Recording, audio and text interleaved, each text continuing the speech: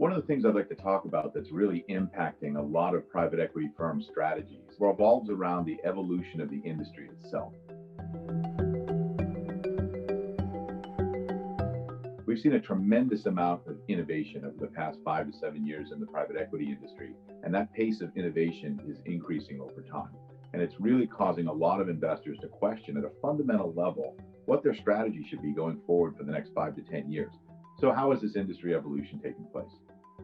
Essentially, we've seen a lot more specialization and differentiation in the private equity industry. This has taken the form of lots of different types of private equity like funds, certainly away from what I'll talk about as the classic buyout fund. So, what's changing this picture? The specialization. We are seeing new and different types of equity funds evolving over the past 5 to 7 years at an astonishing rate.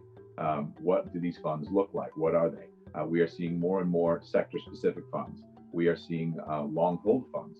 We are seeing ESG and impact related funds, just to name a few, but many different types of products and flavors now being offered by GPs, some at the very top, and especially some newer managers and emerging managers.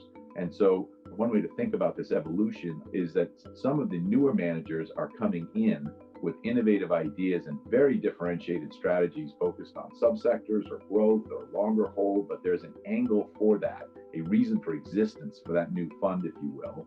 And then we're seeing at the other end, the very, very largest players, some of the public players and other large players, able to pivot and use their vast resources to replicate what LPs want and what's hot in this specialization.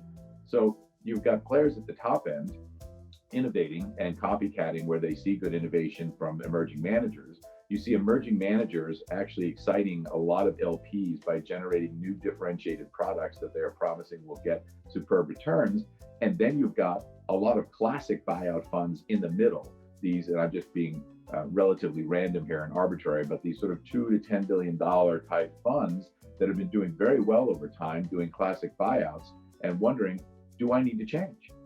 And these are big bets for firms in that area, right? If you're in that middle ground, you may be relatively capital constrained to invest in changing your fund or to adding new products. You may need to consider liquidity, like do I want to sell a minority stake in order to raise capital to get into new businesses or remake my platform in some way? Or do I need to find another creative way to get liquidity to generate investment funds for the business so I can actually pursue what I now see as attractive adjacencies going forward?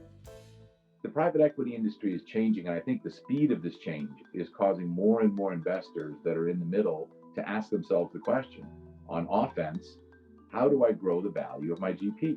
And on defense, is what I'm already doing good enough? And if it's not, how do I evolve it at speed so it's in tune with what I feel confident about and comfortable with going forward?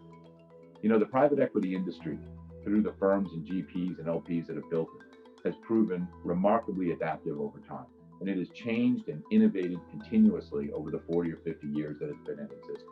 And we anticipate that this pace of innovation is going to continue and is going to continue to accelerate over time as the industry is aware that there's a tremendous amount of capital out there. Just having capital isn't good enough anymore. Capital is a commodity. It's really ideas that fuel alpha and IRR. And those with the best ideas, the best differentiated and specific ideas, are actually going to generate that alpha and those great returns for all industry stakeholders going forward.